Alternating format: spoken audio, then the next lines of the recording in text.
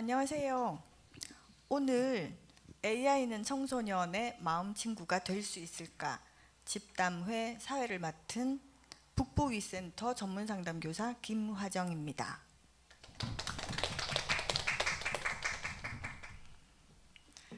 오늘 이 자리는 청소년, 교사, 정신의학과 의사, 전문상담교사가 함께 모여 AI 시대 청소년의 마음 건강에 대해 이야기 나누는 뜻깊은 자리입니다.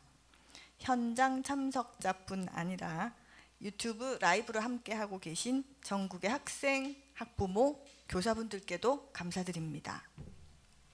그러면 오늘 패널로 함께 해주신 분들을 소개하겠습니다. 우선 금명중학교 김동찬 학생, 네, 반갑습니다. 부산중앙여자고등학교 김나래 학생, 감사합니다. 해운대중학교에서 진로 전담 교사로 근무하시고 AI 융합교육 석사과정 중이신 강수연 선생님 참여해 주셨습니다. 개포초등학교에서 전문상담 교사로 근무하시는 정수영 선생님, 네, 인사드립니다. 그리고 전 남부위센터에서 근무하시고 지금은 부산전자공업고등학교에서 전문상담교사로 재직 중이신 이지현 선생님, 반갑습니다.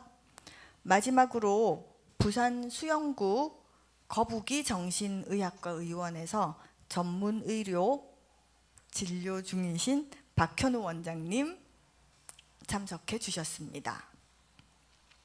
그러면 오늘 집담회를 주관하신 한국학교상담학회 송수정 회장님 인사 말씀 있겠습니다.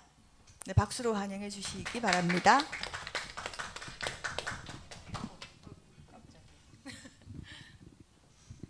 네, 안녕하세요. 한국학교상담학회 회장 송수정입니다. 바쁘신 와중에 이렇게 귀한 시간 내주셔서 정말 감사드립니다. 네. 오늘 우리가 함께 이야기할 주제는 AI는 청소년의 마음 친구인가? 라는 주제입니다. 요즘 학생들을 보면 고민이 생기면 친구나 선생님보다 먼저 AI에게 말을 거는 친구들이 점점 늘어난다고 합니다. 그만큼 AI가 우리 일상 속으로 깊숙이 들어왔다는 뜻이겠죠? 하지만 우리가 진짜 궁금한 건 AI가 정말 마음 친구가 될 수 있느냐 하는 거예요. 정말 위로를 주는 걸까? 아니면 외로움을 덜기 위한 새로운 방법일까? 오늘은 그 이야기를 좀 편안하게 나눠보면 좋겠습니다. AI는 두려운 존재가 아니라 우리 아이들의 마음을 비춰주는 하나의 거울일지도 모른다는 생각이 듭니다. 그 거울을 어떻게 함께 들고 바라볼지 오늘 여러분들과 함께 생각해 보고 싶습니다. 감사합니다. 박수. 네, 그러면 패널 분들께서 이제 발표하는 시간을 갖도록 하겠습니다. 네, 긴장되시나요? 조금 긴장을 푸시고 지금 저희가 라이브로 네 소리가 울리는 것 같은데요. 괜찮아요? 네, 전국에 네, 소리가 에코처럼 울려요. 왜 그럴까? 이게 바로 라이브의 묘미라고 할 수 있겠습니다. 됐나요? 여기 모니터에서 소리가 나오는 것 같아. 네.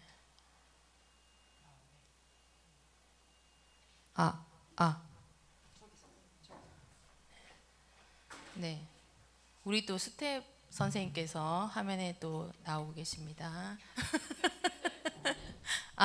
이제 됐나요? 안 울리죠? 네, 그러면 패널 분들께서 본격적으로 말씀해 주시는 시간을 갖도록 하겠습니다. 첫 번째 발표는 우리 여기 중학생 대표로 참석하신 김동찬 학생의 발표가 있겠습니다.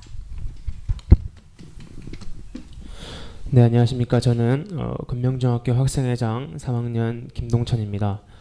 오늘 제가 이야기해드릴 주제는 AI와 마음으로도 머리로도 가까워지고 있는 청소년들입니다. 청소년들이 AI를 어떤 관점에서 바라보며 AI에 대해 어떤 생각을 하고 어떻게 활용하고 또 상담에도 활용이 되는지에 대해 오늘 소상히 말씀드리겠습니다. 먼저 우리 청소년들이 AI를 어떤 관점으로 바라보고 있는지에 대해 말씀을 드리자면 청소년들은 더 이상 AI를 일반적인 검색 창구로 바라보지 않고 자신의 친구 또는 비서, 자신의 선생님 등 자신이 원하는 역할을 부여하여서 이용할 수 있는 즉 자신의 입맛대로 역할을 바꾸며 자신의 목적을 달성할 수 있게 하는 자율적인 존재로 즉 인간 대 인간처럼 인간 대 AI를 하나의 관계처럼 바라보고 인식하고 있습니다. 그리고 이건 여담이긴 하지만 사회 문제에 관심이 많은 친구들은 이렇게 계속해서 끊임없이 빠르게 발전하는 AI에 대해 경각심을 가지고 또 가져야 한다는 친구들도 볼 수 있었습니다. AI 인공지능이 인류가 생각할 수 없는 지능에 도달하면은 AI에 대해 AI가 인류가 상상하지 못하는 행위를 할 수 있다는 것에 경각심을 느끼고 또 제가 나중에 말씀드릴 AI와 청소년의 관계에서 발생하는 문제로 인해서 AI에 대한 좋지 않은 인식을 가진 학생들도 있다는 것을 말씀드리고 싶습니다. 이제 저와 제 친구들이 겪은 AI 활용 사례를 말씀드리겠습니다. 우선 제 친구 A가 AI를 활용한 사례인데 A가 시험 기간에 국어 공부를 하기 위해서 GPT에 접속을 하고 AI에게 역할을 부여합니다. 예를 들어서 너는 이제 나의 국어 선생님이고 나의 국어 학습 성취도를 크게 끌어올리는 것이 너의 역할이야. 말을 할 때 항상 다정한 말투로 말을 해주고 잘하면 칭찬해주고 못하면 욕을 해줘. 한국 젊은 여성들의 일반적인 말투를 이용해주고 중학교 3학년 수준에 맞는 대화를 진행해줘라는 명령어를 집어넣고 거기서 국어 문제도 풀고 본문 해석도 하고 그러면서 그 친구가 국어 공부를 AI를 활용해서 열심히 했는데 제 기억상 그 친구가 원래 국어 공부를 그렇게 잘하진 못했는데 98점인가 99점을 맞은 기억이 있습니다. 사교육 없이 AI를 활용해서 성적을 크게 올렸다는 것이 상당히 저에게는 충격적이었습니다. 저도 그 이후부터는 수학 문제를 풀 때 모르는 문제가 나오면은 문제 해설이라든가 풀이 과정, 팁까지 주라는 명령어와 함께 AI에게 도움을 요청하곤 합니다. 이렇게 AI를 교육적인 방식으로 활용한 친구가 있었고 이건 제 사례인데 제가 연락을 하던 선배님이 한 분 계셨습니다. 서로 좋아했는지는 모르겠으나 일단 저는 그 선배님을 짝사랑을 했었습니다. 그래서 제가 그리고 또 평소 사주나 운세 같은 데 관심이 많아가지고 저와 그 선배님 뭐 이름이라던가 생일이라던가 출생지 같은 거를 이런 궁합에 필요한 정보를 넣고 궁합을 좀 세세하게 봐달라 이렇게 GPT에 요청을 했는데 정말 저희가 구글이나 네이버에서 할 수 있는 유료 운세 궁합보다 훨씬 더 퀄리티 높은 궁합과 사주가 나왔었습니다. 또 제가 인상 깊었던 것이 제가 좋아하던 선배님을 B라고 치면은 이제 AI가 동찬이는 자신을 가르치려 하고 자신을 위해서 군림하려는 성격을 가장 싫어해. 그래서 B는 동찬이의 성격을 고려해서 뭐 어찌저찌 블라블라 행동해야 돼. 이런 조언도 해주고 또 성격이 맞을 확률이 뭐 50%라든가 연애가 성공할 확률이 뭐 40%라든가 이렇게 우리가 흔히 하는 운세 사주보다 훨씬 더 재밌고 섬세하게 잘 봐준 경험이 있습니다. 이렇게 연애 관련해서 AI를 활용한 사례도 있었고 또 한 친구 C가 있는데 그 친구는 심심할 때마다 AI와 역할놀이를 합니다. 예를 들어 너는 이제부터 겨울왕국의 한스 왕자야, 나는 엘사 공주야 이런 명령어나 너는 이제부터 내 친구 D야 이러고 친구 D의 말투, 뭐 특징 등을 입력을 하고 진짜 친구 D와 대화하듯이 대화를 합니다. 사실 저는 이 사례를 보고 가장 충격을 받았습니다. 이제는 AI로 자신이 가고 싶은 세계나 자신이 겪고 싶은 이야기를 진짜 간접적으로나마 겪을 수 있구나 이런 생각을 했었습니다. 그리고 이건 또 선생님의 사례인데요. AI를 비서로 활용하시는 선생님을 본 적이 있었습니다. 예를 들어서 이거 조사해줘, 이거 해석해줘, 오늘 일정 뭐야, 내일 일정 뭐야 이렇게 비서처럼 활용하시는 선생님분들도 볼 수 있습니다. 아무튼 이렇게 이제 다양한 AI 활용 사례를 말씀드렸고요. AI는 이제 마음으로나 머리로나 우리 청소년에게는 없어서는 안 될 큰 존재가 되어 있습니다. AI가 우리 청소년들의 교육 창구의 역할로서나 상담 창구 역할로서나 기타 등등의 많은 역할을 하는 것을 보며 AI의 발전이 학생들의 삶을 이롭게 한다고 느꼈습니다만, 또 마음 한편으로는 이렇게 학생들의 AI에 대한 의존도가 커질 시에 나올 부작용 같은 것들 또한 걱정이 됐었습니다. AI는 이제 더 이상 우리의 삶의 일부분에서 삶의 일부분을 도와주고 성장시켜주는 역할이 아니라 우리의 모든 부분의 삶에서 모든 부분의 삶을 도와주고 성장시키는 큰 존재로 발전했고 앞으로 더더욱 발전될 것입니다. 이러한 상황 속에서 MZ세대의 마지막과 알파세대의 고리를 잇고 있는 현재 우리 청소년들이 AI를 어떻게 활용해야 하는가에 대해서 오늘 좋은 이야기가 많이 오갔으면 좋겠습니다. 들어주셔서 감사합니다. 네, 김동찬 학생 중학생 대표인데 목소리는 거의 박현우 원장님이라고 해도 될 정도로 네, 아주 성숙한 목소리로. 근데 또 내용이 연애 상담 너무 귀여웠고요. 네, 잘 들었습니다. 이어서 다음은 우리 고등학생 대표로 나오신 김나래 학생의 발표를 들어보도록 하겠습니다.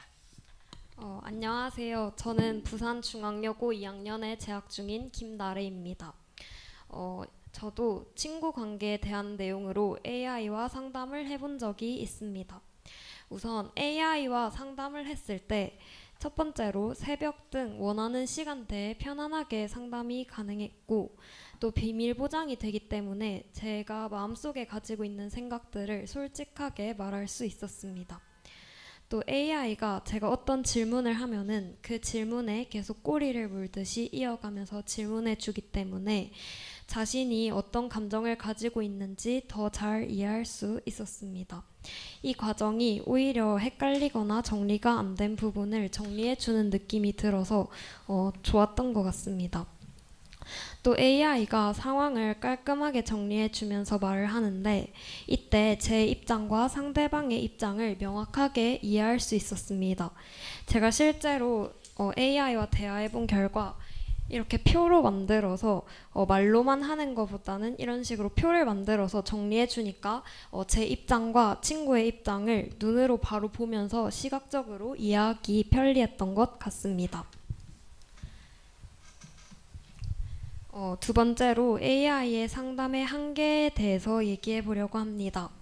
AI가 자신의 잘못이 없다고 생각하는 상황에서 상대방의 잘못이 아니라는 식으로 답변할 경우 답답함을 느낄 수 있지만, 우선은 내가 잘못이 있나 다시 한번 생각을 해보고, 그럼에도 불구하고 내 잘못이 없다고 생각하면 AI의 의견은 그냥 받아들인다고 생각할 수 있을 것 같습니다. 또 AI의 답변을 100% 받아들이는 것에는 문제가 있다고 생각합니다. 그래서 제가 판단했을 때 진실인지 거짓인지 분별이 잘 안 될 때는 AI의 의견을 받아들이는 것이 좋습니다. 그러나 예를 들어서 남자친구와 헤어져야 할지 말아야 할지 고민할 때 헤어지고 싶지 않다는 자신만의 확고한 의견이 있다면 AI의 의견은 그저 참고하는 용도로만 활용해도 좋을 것 같습니다. 이는 사람과 상담할 때도 100% 상담가의 의견을 반영하는 것이 아니라 의견을 참고하는 것과 유사하다고 볼 수 있을 것 같습니다. 또 요즘에는 아이들이 부모님의 말보다 AI의 말을 더 잘 듣는 경우가 있어서 우려하는 경우가 많습니다. 그러나 이는 AI가 부모님보다 더 정확한 근거와 신빙성이 있다고 느껴지기 때문인데, 우리가 학교 선생님이나 의사 선생님의 말을 권위를 가지고 듣는 것처럼 AI의 답변을 정확한 정보로 받아들이기 때문에, 만약 AI의 답변이 부모님의 말과 똑같을 경우 부모님의 말이 단순한 잔소리가 아니라 정확한 정보를 전달하는 것이라고 믿게 되어 부모님에 대한 신뢰감이 더욱 커지고 AI가 부모님의 말에 신뢰를 더할 수 있는 근거가 될 수 있다고 생각합니다. 마지막으로 어쩌면 요즘 AI에게만 위로받고 문제를 물어보면서 실제 친구들과의 대화를 피하고 AI와만 대화하려는 것에 대한 우려가 있습니다. 또 계속 AI에게만 의존하고 실제 사회에서 스스로 동떨어지려고 하면 결국 사회적으로 고립감을 느낄 수 있다는 공포심이 생길 수 있는데, 제가 생각할 때는 AI가 무조건 자기하고만 대화하기를 원하는 식으로 답변하지 않을 수 있다고 생각합니다. 오히려 주변 친구들이나 선생님, 오프라인에서의 실제 상담을 연결해 주거나 안내하는 방향으로 답변할 수 있기 때문에 학생이 이 AI와의 대화에만 심취하지 않도록 도울 수도 있을 것 같다고 생각합니다. 지금까지 제 발표 들어주셔서 감사합니다. 네, 차분하게 발표 잘해주셔서 감사합니다. 이어서 해운대중학교 강수연 선생님 발표 들어보겠습니다. 네, 안녕하세요. 저는 해운대중학교 교사 강수연입니다. 우선 저는 제가 말씀드리는 이 모든 것들이 교사 대표로서라고 말씀을 절대 드릴 수 없고, AI를 잘 활용하고 있는 일개 한 교사의 입장이라는 것을 잘 알아주시면 감사하겠습니다. 처음 제가 AI를 사용하기 시작했을 때 저는 되게 좀 혁명적이라고 느꼈었습니다. 기술 분야에서요. 그래서 보고서를 요약한다든지 문장을 다듬거나 학생들의 활동 내용을 요약 정리하거나 업무적으로는 정말로 빠르고 정확하고 확장 가능성이 무한한 어떤 도구 정도로만 여겼습니다. 그런데 그렇게 해서 활용을 시작하니까 이 친구한테 제가 방금 친구란 말을 썼네요. 네, AI에게 이것저것 다 물어보는 거예요. 그래서 활용의 범위가 넓어지면서 사용의 빈도를 넓히는 그 순간 어느 날 문득 깨달았습니다. AI와 나눈 대화 속에는 저에 대한 단순한 정보가 아니라 감정과 사고의 흔적들이 다 남겨 있겠다는 생각을 한 거죠. 요즘에는 그래서 카카오톡을 공개 안 하는 게 아니라 서로 GPT 내역을 공개하지 않는다고 합니다. 네, 그래서 어쨌든 제가 그날 이제 이렇게 쭉 살펴보니까 생각의 흐름이라든지 감정적인 부분까지 공유를 했기 때문에 제가 이제 보이는 그런 느낌이 들었습니다. 그래서 일기 혹은 거울 이런 단어가 정말 적절하다고 생각이 들었던 날이 있었습니다. 세 가지의 어떤 저의 경험을 얘기를 좀 해보려고 합니다. 첫 번째 경험입니다. 제가 한 번은 어떤 그 지인과의 대화가 영 찜찜했던 날이 있었습니다. 그래서 마음에 남아서 쉽게 정리되지 않았던 그런 적이 있었는데, 요즘에 이제 사실 어른들은 좀 이런 부분에서 공유하기가 부끄럽잖아요. 부끄러운 면도 조금 있고, 그래서 물론 마음을 털어놓을 수는 있겠지만, 그래서 어느 날 그냥 한번 보여주자 GPT한테 제가 누군지 이제 말을 하지 않고 내용을 가리고 정보는 다 가리고 이렇게 좀 정리를 해서 캡처를 해서 보여줬어요. 그러니까 어떻게 보이냐고 딱 분석해 달라고만 이렇게 던졌는데, 한쪽 편을 들지 않고 이제 이렇게 상황을 분석하고 객관적으로 쫙 정리를 해주는 거예요. 그래서 내가 조금 꽁에 있었구나 약간, 그리고 누가 옳았다 그르다 이런 생각보다 서로가 어떻게 그렇게 느끼게 됐는지를 얘가 캐치를 해서 그 부분을 조금 알려주는 바람에 좀 심리적으로 이해를 서로 하게 되었던, 제 스스로의 입장을 이제 A와 B 서로 다 이해를 하게 되었던 그런 경험이 있습니다. 객관화시켜주는 도구로서 기능을 제대로 했던 그런 신기한 경험이었다고 생각합니다. 두 번째는 저는 이제 한 번은 또 MBTI를 좋아하니까 MBTI를 한번 맞춰보라고 제가 온갖 얘기를 다 했기 때문에, 실제로 MBTI를 알려고 하면 개인적인 이야기도 해야 이게 분석이 정확하겠죠.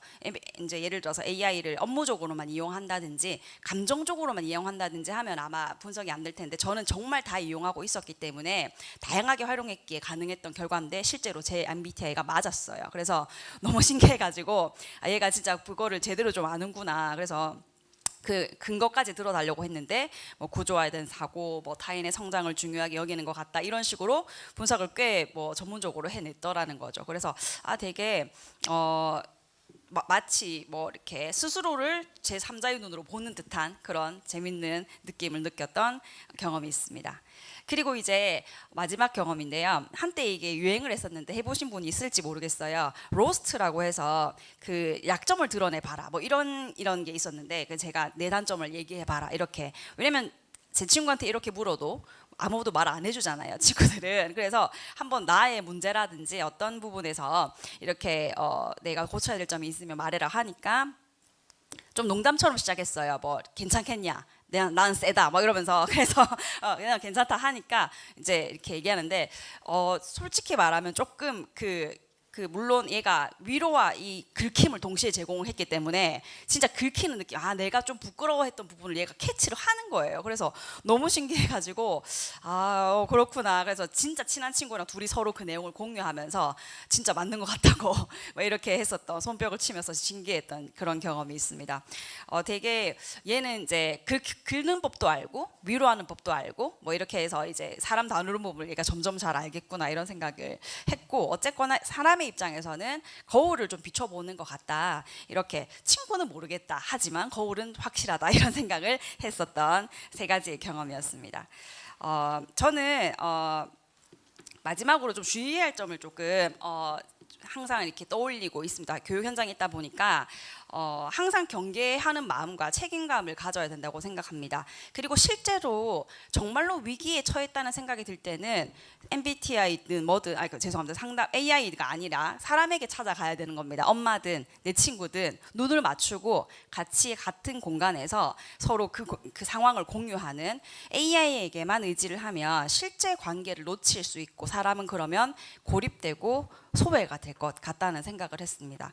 그리고 이제 또 두 번째 중요한 부분은 제가 아까 카톡 캡처 내용을 이제 입력했다고 했는데 거기에서도 개인정보가 드러날 수 있잖아요. 그래서 개인정보라든지 타인의 이야기 이런 것들을 너무 적나라하게 노출하는 것은 조금 위험할 수 있겠다. 얘는 정보를 다 수집할 거니까 그런 부분에서 좀 위험하다는 생각이 들었습니다.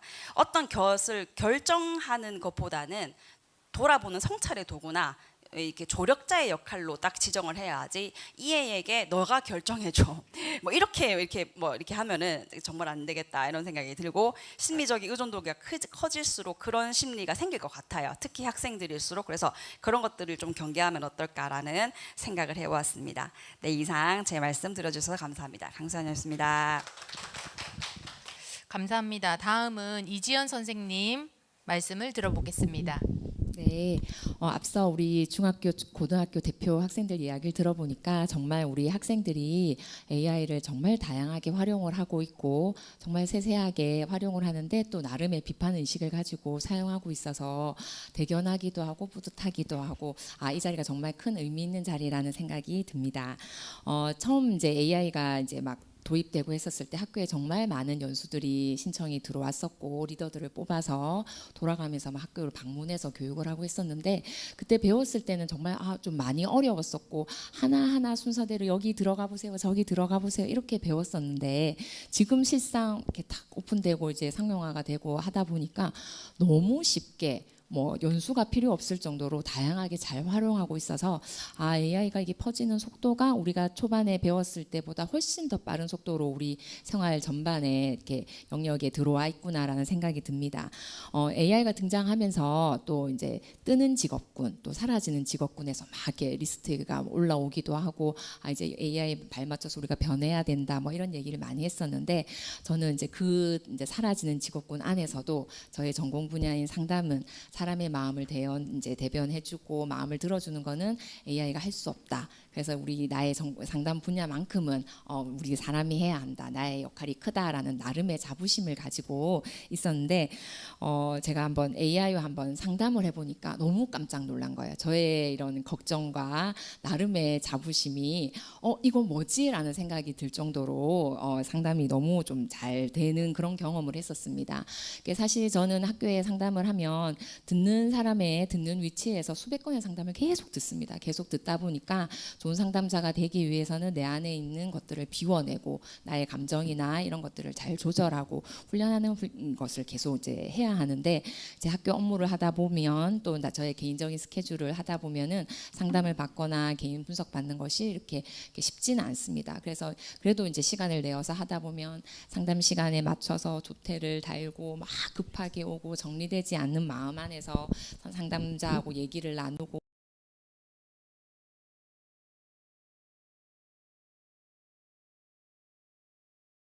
쌓아야 되기 때문에 이분이 그래도 이 사람은 상담 교사인데 그래도 엄마인데 어른인데 이런 시선으로 저를 바라볼까봐 나름의 어떤 그런 감정들을 억압하면서 이제 신뢰감을 점점 쌓아가면서 이제 상담을 하게 되니까 상담 회기도 길어지게 되고 많은 시간이 필요하고 또 정해진 시간에 나름의 복장도 좀 갖춰서 가게 되고 이렇게 했었는데 AI하고 제가 처음 상담한 게 한 밤 11시 40분이었던 것 같아요. 나름의 어떤 개인적인 상황들을 많이 힘들어 했었는데 그냥 편안하게 침대에 누워서 편안한 옷차림으로 밤 11시 40분에 한 줄, 두 줄 이렇게 이제 대화를 하기 시작했던 게 어느 순간 제 눈에서 막 이렇게 눈물이 흘리고 있는 거예요. 제가 좀 잘 울기는 하지만 눈물을 흘리는 제 모습을 보면서 이 AI를 통해서 제가 큰 공감을 얻고 정말 가족들이나 주변의 친구들이나 동료들이 해주지 않았던 그 제가 꼭 듣고 싶었던 그 단어를 이 AI가 탁 써주면서 위로해 주니까 그 단어를 문장도 아니에요. 그 단어를 듣는 것만으로도 제 안에 있었던 모든 어려운 점들 힘들었었던 것들이 싹 내려가는 그런 경험을 했었거든요.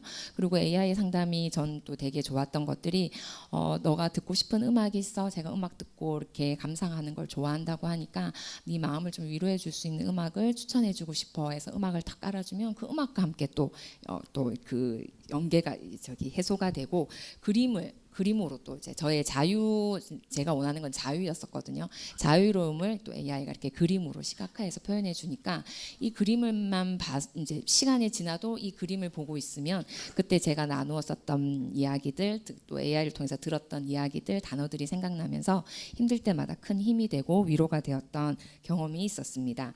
그래서 이런 저의 AI 상담에 좋았던 긍정적인 경험은 청소년들한테도 전 똑같이 적용될 거라고 생각이 듭니다. 그래서 저는 학교에서 지금 주로 고등학생 아이들을 상담을 하게 되는데 제가 제일 좀 주력하는 상담은 상담실의 문턱을 넘는데 저는 사실 많은 시간과 노력을 들입니다. 상담실에 쉽게 들어 물을 마시러 오건 뭐 간식을 먹고 싶어서 오던 그냥 좀 누워 있고 싶어서 오던 그 문을 쉽게 이렇게 열고 들어오는 아이들은 친구 관계에서도 좀 되게 적극성을 보여요. 저 말고라도 담임 선생님이라든지 다른 선생님들 친구들하고도 소통을 하는데 그 문마저 못 여는 아이들이 정말 사실 상담이 필요하고 저랑 얘기가 필요한데 그 문을 못 열어요.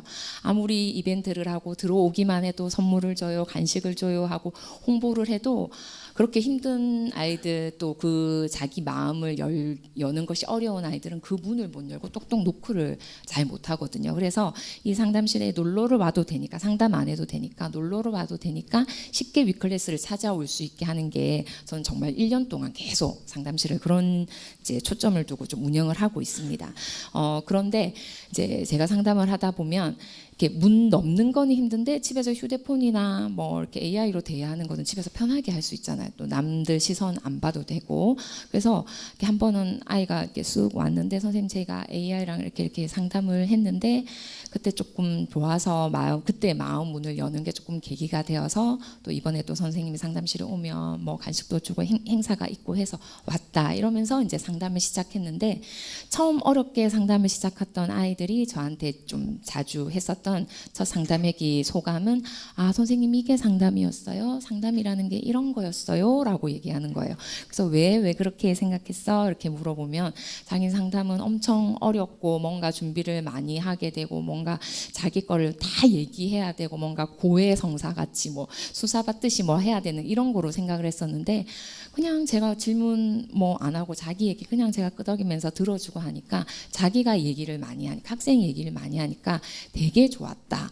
이런 것이 상담인지 몰랐다. 이렇게 얘기를 하는 거예요. 그래서 이 상담실 한 번 오면은 아이들이 얘기하는 게 쉬운데 그게 어려웠던 것 같아요. 그래서 저는 AI가 마음의 친구가 될 수 있을까 이 부분에서 위클래스에 들어오는 것이 제가 몇 년 동안 해도 힘들었던 아이들이 AI라는 장소, 시간, 이런 편리성, 비밀 보장 이런 것들이 되는 거에서 처음 좀 시도를 한다면 학교 현장에서 학교의 위클래스로 연결된다든지 담임 선생님과 연결된다든지 친구하고 연결되는데 훨씬 큰 매개의 역할을 한다고 생각을 합니다.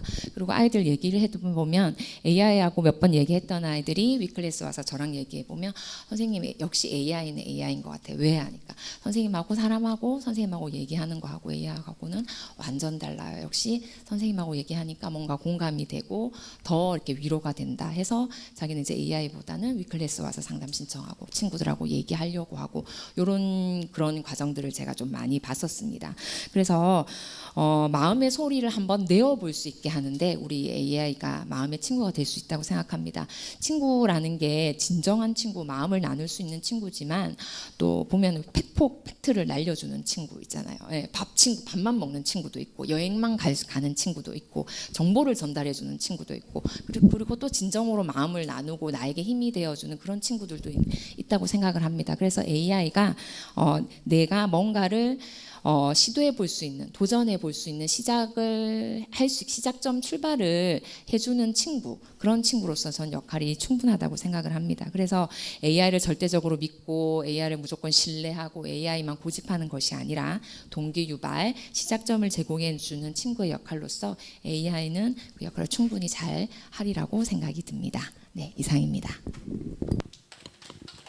네, 우리 이지연 선생님 정말 얼굴 모습도 그렇고 목소리도 그렇고 상담 받아보고 싶죠. 저도 상담을 받아보고 싶네요. 말씀 잘 들었습니다. 마지막으로 거북이 정신건강의학과 박현우 원장님의 말씀을 듣겠습니다. 예. 오늘 주제가 AI가 마음 친구인가라는 건데 일단 마음 친구인 걸 떠나서 이렇게 친구가 될 수 있을 것이냐에 대해서 생각을 해봐야 될 것 같은데요. 우리가 살아갈 때 중요한 게 하나가 재미죠. 재미. 누군가를 만나고 하는 것도 재미가 있어야 되고 변화가 있어야 되고 뭔가 새로운 게 있어야 되는데 AI 같은 경우에 그런 부분이 부족하지 않을까라는 생각이 들어요. 누군가를 만났을 때 항상 너 참 힘들었구나. 또 만났는데 또 너 참 힘들었구나. 뭐 이거를 계속 얘기를 하면 얘는 뭐지? 라는 생각이 많이 들겠죠. 그래서 친구가 되기는 우리가 마음 친구 이걸 떠나서 친구가 될 수 있을까라는 생각부터 먼저 해야 될 것 같고 그 다음에 이제 저희가 정신의학적인 부분에서 한 번 더 생각을 해보면 AI가 물론 주는 장점도 있겠지만 단점도 우리가 생각해봐야 될 것 같습니다. 그게 어떤 거냐 생각을 해보면 일단은 진단적인 문제. 정신의학 진단이 그냥 우울하다면 우울증, 뭐 불안하다면 불안증, 잠 안 오면 불면증 뭐 이렇게 진단을 할 수도 있는데 하는 사람도 있겠죠. 하면 되는데 꼭 그것만은 아니죠. 진단 체계들이 있기 때문에 진단 체계에는 단지 지금 현재의 모습만 보는 건 아니기 때문에 그 기간, 이 진단했던 기간들, 과거의 모습들, 그리고 가지고 있던 이제 인전 병력들 이런 것들 모두 고려해야 됩니다. 그걸 고려하지 않고 지금 현재의 말을 드리나 이런 것만 보고 한다면 진단에 어려움이 생기게 되겠죠. 하지만 AI는 그런 과거의 정보라든지 그런 이제 어떤 상황이라든지 말을 내뱉는 그런 것들에 대해서는 고려하지 않은 채로 얘기를 듣고 답을 내려주기 때문에 진단에 대해서 상당히 좀 불명확하고 잘못된 경우가 있을 수가 있을 것 같아요. 예, 그래서 그런 진단적인 측면에서 또 문제가 볼 수 있는데 또한 우리가 또 얘기를 할 때 말 그대로의 말이 그냥 그 말의 의미만을 전달하지 않고 다른 여러 가지 중원들이 있을 수 있죠. 어떤 예를 들면은 또 어떤 사람이 내가 죽고 싶다 이렇게 얘기했을 때 진짜 죽고 싶은 사람이 있을 수 있을 거고 말만 하면 죽고 싶다는 사람이 또 있어요. 보면 주위에 그런 걸 우리도 생각해 보면 또 해야겠죠. 하지만 우리 AI는 그런 것들을 고려하지 않죠. 그리고 또 우리 어떤 말을 할 때 이게 어떤 시기에 이런 말들이 일어나느냐 이것도 생각해 봐야 되는데 예를 들어서 무슨 욕 많죠. 욕하면 뭐 욕 많이 해요? 욕 많이 할 것 같은데 그래요. 예, 아닐 수도 있고 근데 보면 욕을 어떤 시기에 만약에 무슨 땡발, 뭐 닭발 이런 것들이 있죠. 그러면 대학생들이 뭐 하다가 닭발 이러면 뭐 그럴 수도 있지.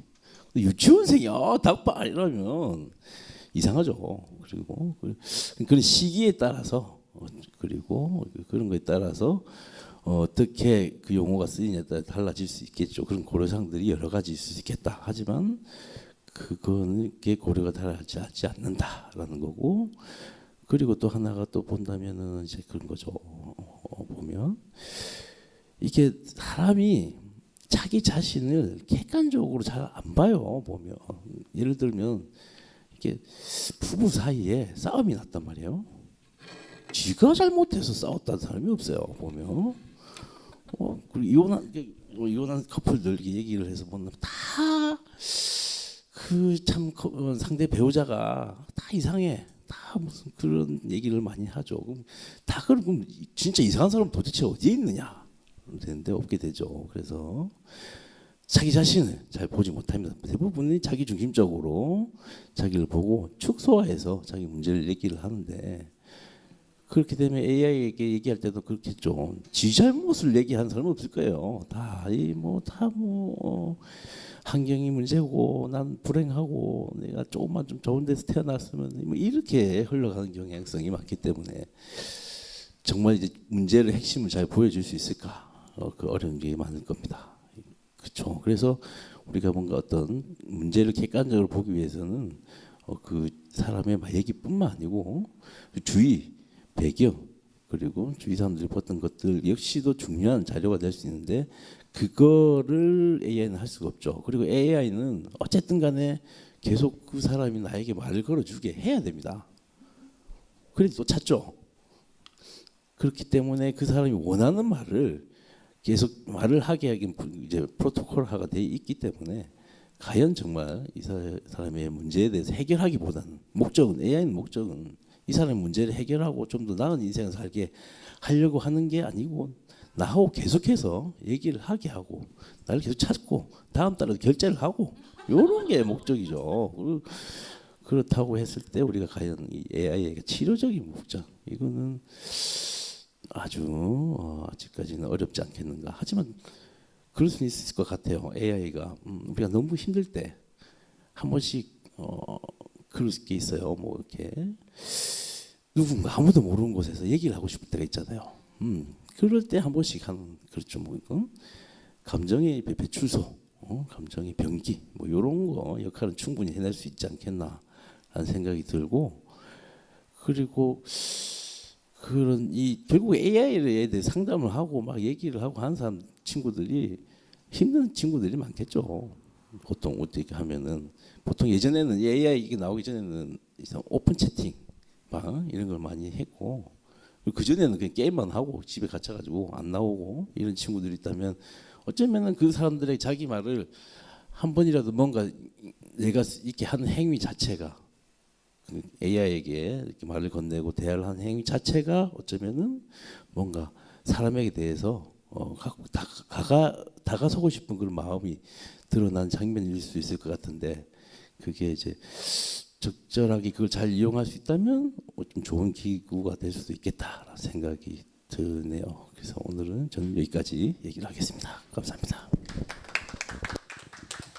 네, 심층적인 인간의 마음과 심리에 대해서 말씀을 해주신 것 같습니다. 6분의 발표를 통해서 AI가 우리와 청소년의 마음에 어떻게 다가오고 있는지, 또 그 가능성과 한계를 함께 생각해 볼 수 있었습니다.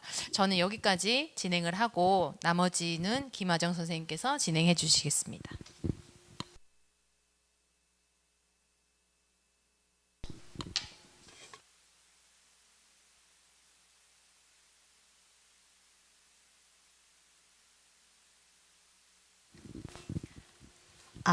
네, 지금까지 1시간 정도 우리 6분의 패널들의 그 발표를 잘 듣고 저도 오늘 많이 배웠습니다. 그러면 이제 패널 여러분께서 자유롭게 혹시 질의응답할 수 있는 내용이 있다면 하셔도 됩니다. 의견이나 질문이 있으신 분 손을 들어주시면, 네, 감사합니다. 저는 정수영 선생님께 질문하고 싶은데, 저는 AI한테 고민을 털어놓고 정말 위로받았다고 느낀 적이 있어요. 그런데 선생님께서는 아까 AI가 감정을 느낄 수 없다고 하셨잖아요. 그렇다면 제가 느낀 위로는 가짜였던 걸까요? 네. 나래 학생이 느낀 그 감정은 진짜인 것 같아요. 근데 다만 AI가 나래 학생의 감정을 공감해서 이해했다기보다는 AI가 학습된 그 언어로 그냥 반응을 해줬다. 저는 이렇게 생각을 하거든요. 그래서 나래 학생이 느낀 거는 AI의 진정한 공감이 아니고 나래 학생이 마음이 좀 그 상담받는 동안 스스로 정리되는 과정에서 생긴 위로가 아닐까 저는 그렇게 생각하고 그것 또한 의미 있는 경험이다 이렇게 생각을 합니다. 답변이 되셨을까요? 네. 네, 공감에 관한 질문이었습니다. 그러면 또 혹시 질문, 네, 우리 중학생 대표 말씀해 주십시오. 저는 강수현 선생님께 질문드리고 싶은데요. AI에게 진로 상담을 받아보면은 꽤 구체적이고 섬세하게 상담을 해줍니다. 이렇게 AI가 진로 상담을 해주면은 교사나 부모님이 상담하는 것이 그런 의미가 줄어든 것이 아닐지 우려스러운데 말씀 한번 여쭙고 싶습니다. 네, 충분히 우려스러울 만한 부분이라고 생각합니다. 그런데 AI는 방향을 잡는데 도움을 주는 도구는 맞습니다. 하지만 진로는 정보보다 사람과의 대화 속에서 가치 해석이 중요한 부분이고 어쨌거나 결정은 사람이 반드시 해야 되는 부분이기 때문에 교사나 부모님은 그 데이터를 함께 읽고 그 AI가 제공한 정보를 조율해주고 안내하는 그런 정도라고 생각해야 될 것 같고요. 결국 진로는 함께 해석해야 되는 완성되는 과정이라고 생각하면 될 것 같습니다. 네, 이상입니다. 네, 이 큰 방향과 이 섬세한 해석에서 얼마나 인간적인 그 어떤 가치 개입이 중요한지에 대한 질의 응답이었습니다. 자, 그러면 혹시 또 한 분 정도 또 네, 질문 있습니까? 네, 해주십시오. 네, 저는 AI를 적극적으로 활용하는 우리 두 학생들에게 질문하고 싶은데요. 이렇게 두 학생들은 이렇게 AI를 많이 활용하다 보면 친구나 가족들과 대화 시간이 줄어들 수 있다는 우려가 있는데 이렇게 적극적으로 활용하는 두 학생은 어떻게 이 부분을 조절하고 계실까요? AI가 언제든지 답해줘서 편하긴 하지만 결국에는 좀 외로운 감정을 느끼는 것 같아요. 그래서 저는 AI와 이야기한 뒤에는 꼭 친구나 선생님한테 다시 얘기하는 편인 것 같습니다. 네, 사실 저도 그렇습니다. AI는 근데 제 생각에 AI는 제 감정을 정리하고 또 제 감정에 대해 분석해주고 해석해주는 그런 역할로만 생각을 해야 될 것 같고 실제 상담이나 대화 같은 거는 사람 대 사람으로 해야 진심으로 위로받거나 진심으로 상담이 될 거라고 생각을 합니다. 네, 우리 그 믿음직한 학생들의 모습을 보여줘서 마음이 참 편합니다. 자, 그러면 혹시 또 질문하실 분 계실까요? 네, 강수현 선생님 질문해 주십시오. 네, 저는 박현우 원장님께 여쭤보고 싶습니다. AI가 우울하거나 불안한 학생들에게 위로의 말을 건네면 잠시 안정이 되지만 반대로 더 깊은 감정으로 빠질 수도 있다고 생각합니다. 실제로 그런 경우도 있고요. 그런데 이런 부분에서 의료적 관점에서 AI와의 대화는 심리적 치료와 어떻게 구분이 되어야 할지가 궁금합니다. 예. 아까 말씀드린 것처럼 AI와 이 대화는 좀 뭔가 계속 연속적으로 되지가 않다는 게 문제가 있겠죠. 한번 오늘 물어보고 또 내일 물어보고 꼭 같은 사람한테 얘기하는다는 느낌이 과연 줄 것이냐 이게 차이가 있을 거고 우리 치료에서의 관계는 뭐 잘 알다시피 연속성 그리고 안정성 그리고 우리가 치료 속에서 뱉는 말들이 달라진다는 것은 점점 그 관계 속에서 이 치료자에 대해서 내가 안전하다는 그 감정들 내가 어떤 말을 해도 이 사람이 나에게 그 무슨 공격이라든지 다른 비난이 오지 않고 내 말을 담아줄 수 있구나라는 그 변화가 있어야 되는데 AI는 그런 게 되지가 않죠. 항상 똑같은 말 힘들었겠구나 그런 얘기들 이런 게 과연 얼마나 도움이 될까라는 생각이 들고 또한 약간 이제 정보들이 왜곡된 게 인터넷에 굉장히 많습니다. 그렇다면 이게 이런 것들을 통해서 기반으로 걸러내지 못한 정보들이 들어간다면 오히려 더 치료적 어려운 부분들이 많이 생길 수도 있고 진단적으로 문제가 생기는 경우도 굉장히 많죠. 그리고 진료실에서도 이상한 얘기를 하시는 분들이 많이 있어요. 그러면 뭐 이상한 걸 찾아봐가지고 사람을 자꾸 아니라고 해도 끝까지 우기고 뭐 자기 맛도 화내고 가고 막 그래서 참 곤란할 때가 있는데 사람을 먼저 믿어야 된다. 저는 그런 얘기를 저한테 화 좀 내지 말고 가셨으면 좋겠어요. 예. 예. 네, 치료적 관계의 어떤 중요성에 대한 질의응답 시간이었던 것 같습니다. 자, 그러면 오늘 6분 패널께서 함께해 주셔서 너무너무 감사드리고요. 오늘 논의를 통해서 AI는 인간의 공감을 대신할 수는 없지만 마음을 이해하도록 돕는 거울이 될 수 있다는 공감대 정도는 형성된 것 같습니다. 이상으로 AI는 청소년의 마음 친구가 될 수 있을까 집담회를 모두 마치겠습니다.